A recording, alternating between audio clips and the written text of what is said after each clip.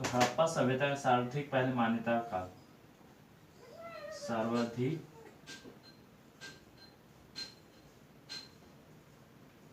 मान्यता प्राप्त काल क्या था? सर्वाधिक मान्यता प्राप्त काल, तो इसका था 2500 ईसा पूर्व से 1750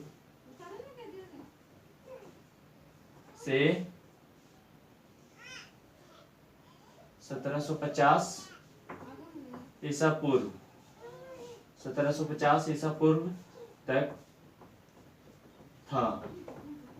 यानी कि हड़प्पा सभ्यता का सर्वाधिक मान्यता प्राप्त काल कब से कब तक था?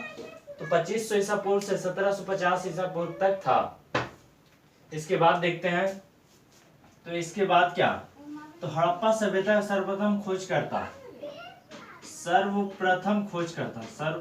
खोजकर्ता की बात किया जाए, सर्वप्रथम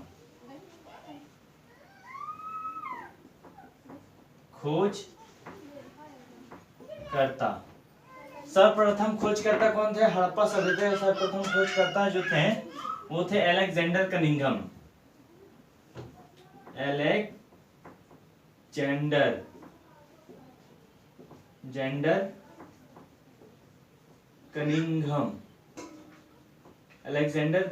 थे। कौन थे? तो अलेक्जेंडर कनिंघम। अब इसके बाद जो कहा गया है, इसके बाद वास्तविक खोजकर्ता आ जाएगा। वास्तविक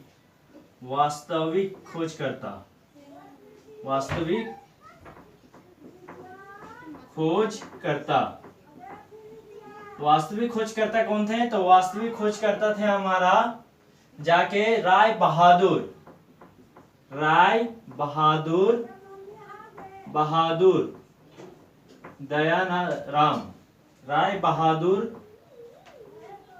दयाराम साहनी।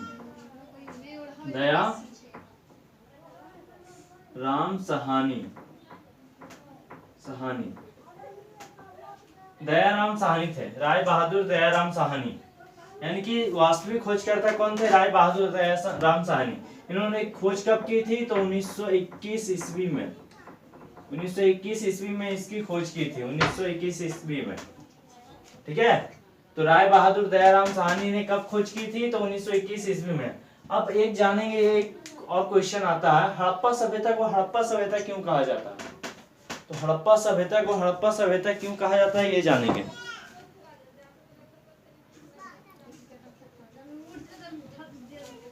तो हड़प्पा सभ्यता को हड़प्पा सभ्यता इसलिए कहा जाता है क्योंकि इसकी खोज जो है हड़प्पा नामक स्थान से हुई थी। हड़प्पा नामक स्थान से हुई थी। इसकी खोज जो है हड़प्पा नामक स्थान से हुई थी। हड़प्पा सभ्यता की खोज जो हुई थी हड़प्पा नामक स्थान से ही हुई थी, इसलिए इसे हड़प्पा सभ्यता कहा गया है। अब इसके जो खुदाई के प्रभारी थे, खुदाई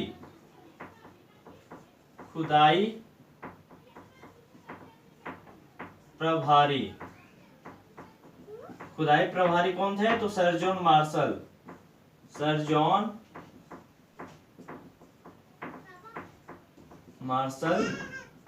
थे।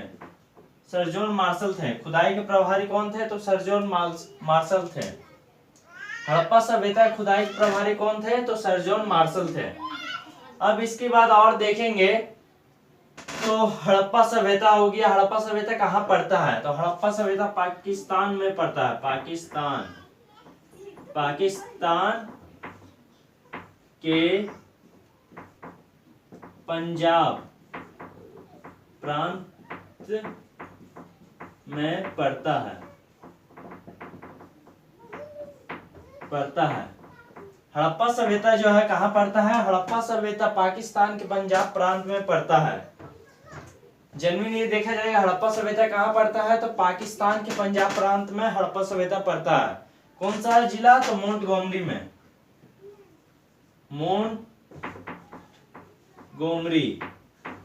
गोमरी जिला में पड़ता है। मोंटगोमरी जिला में पड़ता है।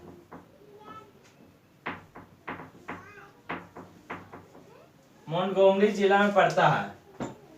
तो हड़प्पा सभ्यता कहाँ पड़ता है? तो मोंटगोमरी जिला में पड़ता है, पाकिस्तान प्रांत के मोंटगोमरी जिला में पड़ता है। यहां तक हो गया है। चलिए आगे बढ़ते हैं।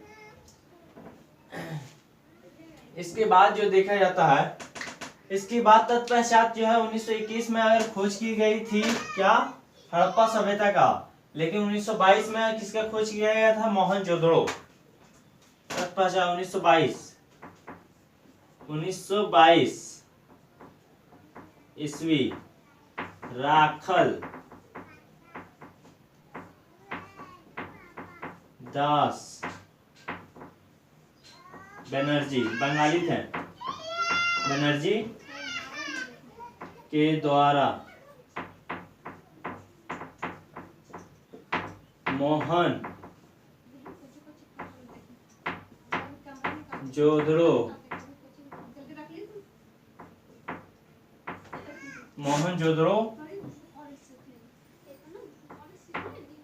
की खोज की।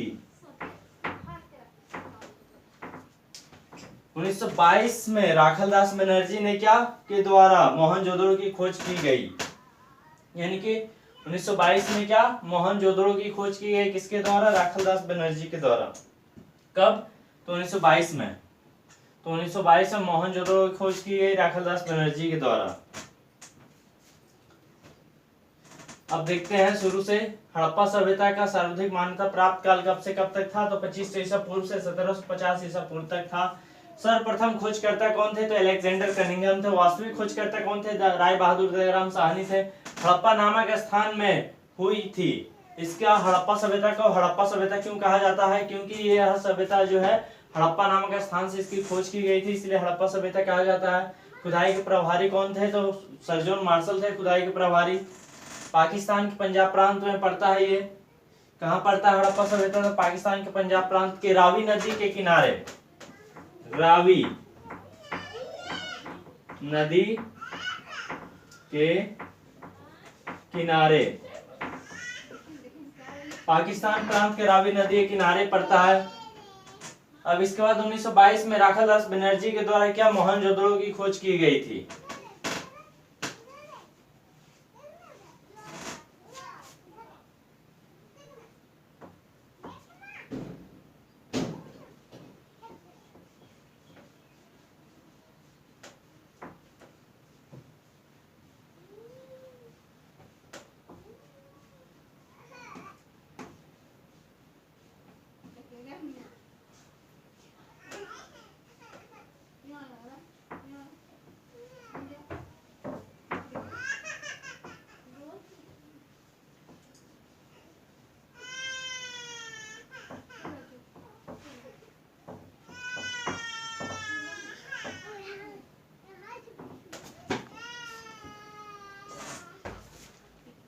अब इसके बाद देखेंगे हड़प्पा सभ्यता का सर्वाधिक जो कहा गया, वहां पर ऊंचा जो इमारत थी, ऊंची इमारत क्या थी?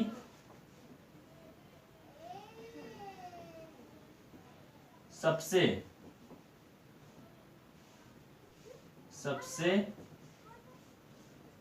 ऊंची इमारत,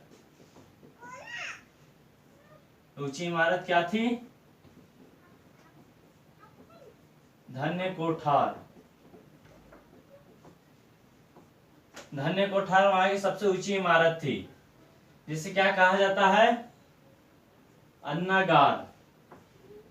अन्नागार, अन्नागार, जहां पर ही हम लोग क्या करते हैं, अनाज रखते हैं, खेती से जो अनाज उगाते हैं, जो अनाज को स्टोर करके रखते हैं, वो क्या, उसे ही कहते हैं धान्य कोठार या अन्नागार। ठीक है, ये कहां से प्राप्त हुई थी? तो ये हड़प्पा सभ्यता से। ये हड़प्पा सभ्यता सिंधु घाटी की सभ्यता भी कहा जाता है, सिंधु घाटी की सभ्यता से। देखिए ये है सिंधु घाटी की सभ्यता को कहा जाता है, प्रचलित नाम है। प्रचलित नाम क्या है? सिंधु घाटी की सभ्यता। वास्तविक नाम क्या है? हड़प्पा सभ्यता वास्तविक नाम। चलिए यहां तक हो गया। अब आगे देखते हैं। फिर इसके बाद जो कहा गया है कि मोहनजोदड़ो कौन से जिला में पड़ता है? मोहनजोदड़ो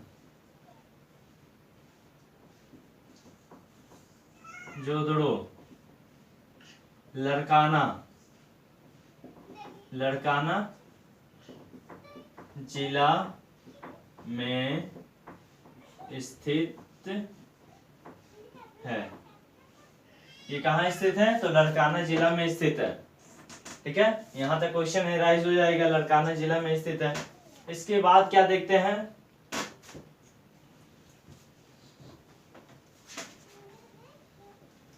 सिंधु घाटी का आकार कैसा? हड़प्पा सभ्यता का आकार कैसा है? तो हड़प्पा सभ्यता का आकार क्या है? त्रिभुजाकार है। त्रिभुजाकार है। इसका ये देखते हैं त्रिभुजाकार में क्या देखेंगे। उत्तर में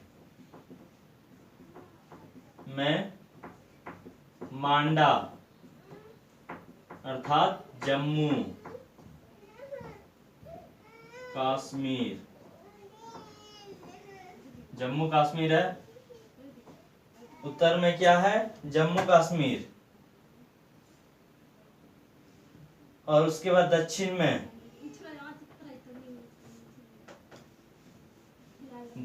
क्या है? दक्षिण में है दथिमाबाद।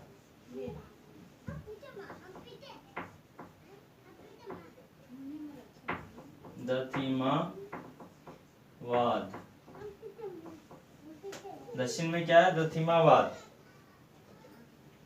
यानी कि इसे क्या कहते हैं? महाराष्ट्र।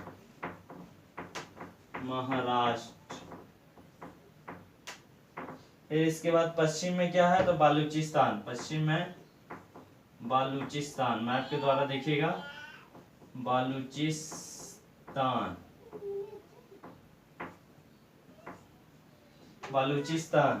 इसके बाद फिर आ गया क्या? बालूचिस्तान, पाकिस्तान, सब इधर ही है।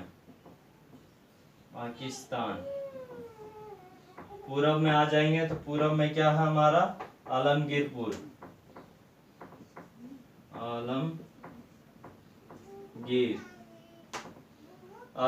है। पूरब में क्या है?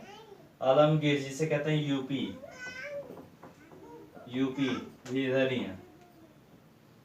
तो ये यहां से यहां जाकर त्रिभुजाकार में ये है बटा हुआ, तो त्रिभुजाकार है। हड़प्पा सभ्यता क्या है? त्रिभुजाकार है। उत्तर में क्या आता है? मांडा जम्मू कश्मीर। दक्षिण में आता है दथिमाबाद। पूरब में आ जाता है आलमगीरपुर। और पश्चिम में क्या आ जाता है? बालूचिस्तान, पाकिस्तान। फिर इसके बाद देखेंगे और क्या, तो यदि विस्तार रूप में देखेंगे इसका, तो फैला हुआ है विस्तार रूप में, कहां तक फैला हुआ है? तो विस्तार रूप में पंजाब से लेकर राजस्थान, विस्तार में देखेंगे पंजाब से लेकर राजस्थान, बालूचिस्तान, पाकिस्तान, दथिमाबाद, आलमगीरपुर और उत्तर प्रदेश, महाराष्ट्र, ये सब जगह तक फैली हुई है। हड़प्पा सभ्यता के निवासी, हाँ एक क्वेश्चन ये भी पूछा जाता है, हड़प्पा सभ्यता के निवासी कैसे थे? ग्रामीण थे, शहरी थे, अर्ध ग्रामीण थे, पूर्ण ग्रामीण थे? तो ये क्या थे? शहरी थे।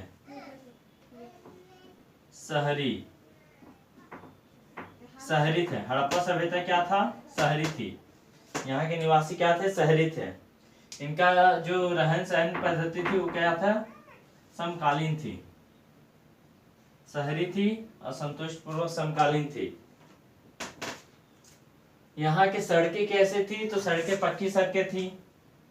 पक्की सड़कें, पक्की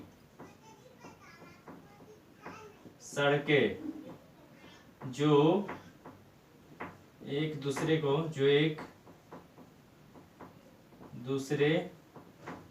को समकोण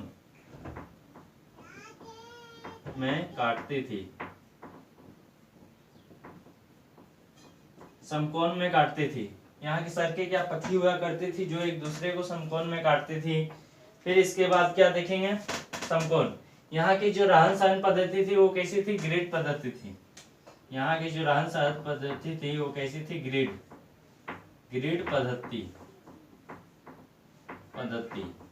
ग्रिड मतलब क्या? पद्धति, ग्रिड पद्धति थी, ग्रिड पद्धति थी। ग्रिड मतलब क्या होता है? हम लोग का दरवाजा देखते हैं बेसिकली रोड की तरफ खुलता है। हम लोग दरवाजा जो अपना अभी खोलते हैं तो वो क्या होता है? रोड की तरफ। लेकिन पहले उल्टा हुआ करते थे, यानी कि पहले का दरवाजा खुलता था वो रोड के पीछे एक साइड में खुलता था, इसे ही ग्रिड पद्धति कहा जाता है। और सही बात है, ऐसा होना भी चाहिए, क्योंकि रोड तरफ दरवाजे खुलते हैं तो एक्सीडेंट होने की संभावनाएं ज्यादा होती थी। तो उस समय उतना गाड़ी भी नहीं चलती थी, बैलगाड़ी ये सब हुआ करते थे। लेकिन शहरी होने के कारण वो लोग का शायद पूर्वानुमान बहुत अच्छा होगा। अब बोला गया है यहाँ के मोहरों पर, बोला गया हड़प्पा सभ्यता के मोहरों पर सर्वाधिक किसका उत्कीर्ण पाया गया?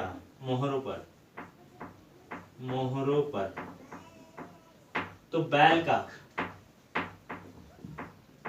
बैल का उत्कीर्ण, उत्कीर्ण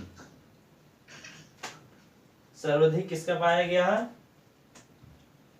तो बैल का उत्कीर्ण पाया गया। सर्वाधिक किसका उत्कीर्ण पाया गया? तो बैल का उत्कीर्ण पाया गया।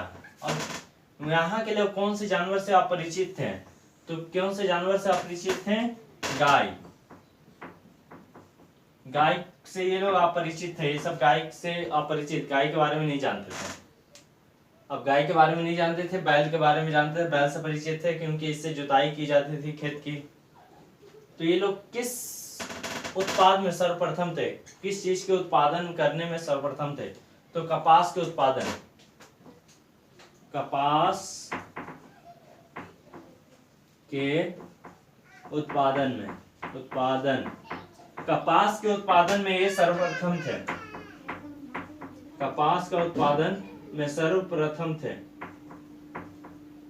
कपास का उत्पादन करने में ये सब क्या थे? सर्वप्रथम थे कपास का उत्पादन में। कपास का उत्पादन करने में ये सर्वप्रथम थे, यानी कि यहाँ से देखा जा सकता है कपास का वहां खेती बाड़ी किया जाता था और कपास का उत्पादन करने में ये क्या थे? सर्वप्रथम थे। दूसरी सबसे ऊंची इमारत भी देख चुके हैं, क्या था? धन्य कोठार पहले थी। और दूसरा, दूसरी सबसे ऊंची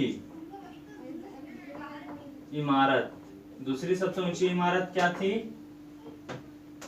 तो स्नानागार, स्नानागार, स्नानागार। दूसरी सबसे ऊंची इमारत की थी, क्या थी? तो स्नानागार, स्नानागार, स्नानागार दूसरी सबसे ऊंची इमारत थी। अब दूसरी सबसे ऊंची इमारत थी, कौन थी? तो स्नानागार दूसरी सबसे ऊंची इमारत थी। कहाँ की? तो हड़प्पा सभ्यता की। अब इसके बाद देखेंगे, तो इसके बाद चलिए स्पेस तो फुल हो गया, इरेज कर लेते हैं।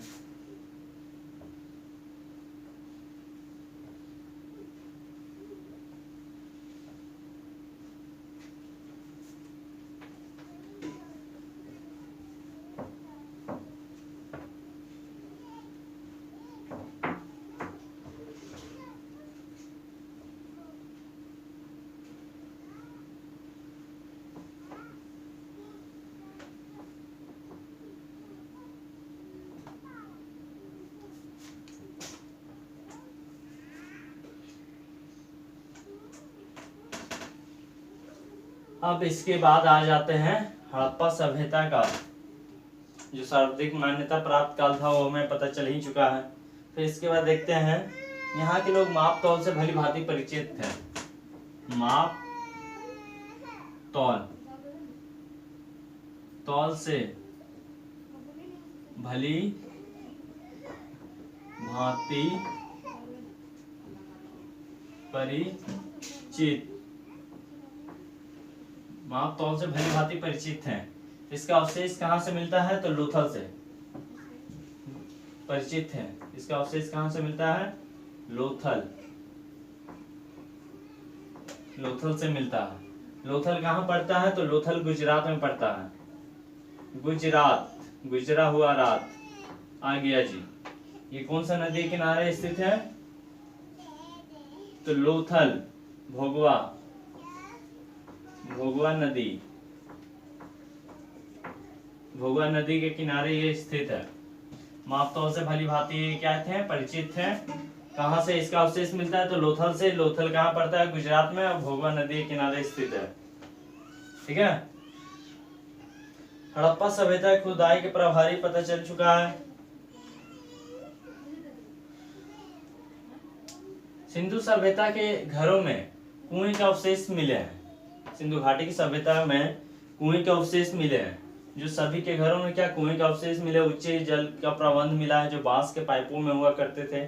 बांस के पाइप बनाकर वहां से ऊंची नालियों, फिर ऊंचे जल का प्रबंध, ये सब किया गया था। अब सिंधु घाटी की सभ्यता में, सभ्यता सिंधु घाटी,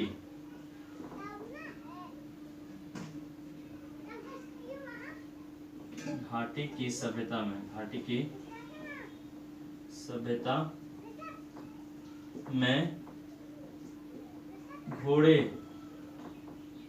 के अवशेष मिले हैं। सिंधु घाटी सभ्यता में घोड़े के अवशेष मिले हैं। तो ये अवशेष कहाँ से मिला है, घोड़े का अवशेष जो मिला है, ये मिला है सुरकोटदा,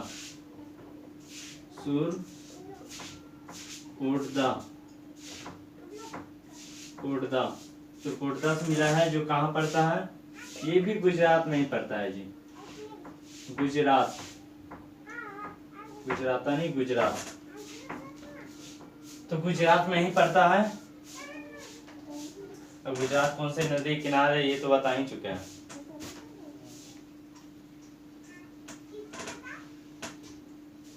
फिर इसके बाद सिंधु घाटी सभ्यता में मुद्रा जो बनाया जाता था, वो किस चीज से बनाया जाता था, वो सेल खड़ी हुआ करते थे। सेल खड़ी, ठीक है। सेल खड़ी की मुद्राएं बनती थी, जिसमें आद्य शिव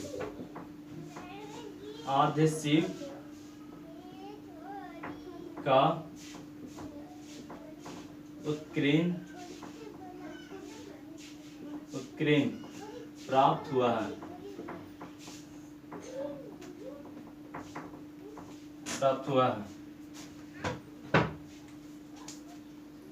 अब इसके बाद जो आते हैं, एक ट्रिकी क्वेश्चन आ जाता है। ये लोग मूर्तियों का निर्माण किया करते थे। ये लोग मूर्तियों का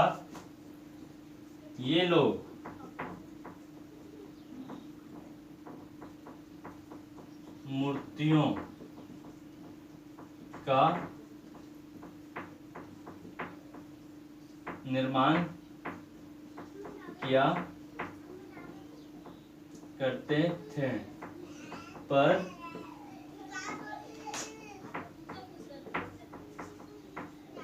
मंदिरों का इन्हें ज्ञान नहीं था। ये लोग मूर्तियों का तो निर्माण किया करते थे, पर मंदिरों का इन्हें क्या, ज्ञान ही नहीं था। ये लोग हड़प्पा सभ्यता, सिंधु घाटी सभ्यता के लोगों का जो मंदिरों का निर्माण नहीं, मूर्तियों का निर्माण किया करते थे, किंतु मंदिरों का इन्हें ज्ञान नहीं था।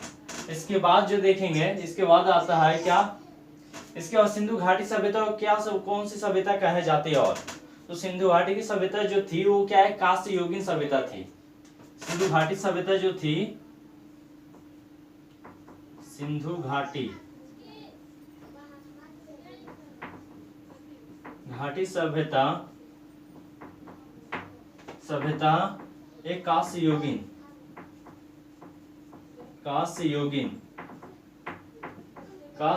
सभ्यता थी।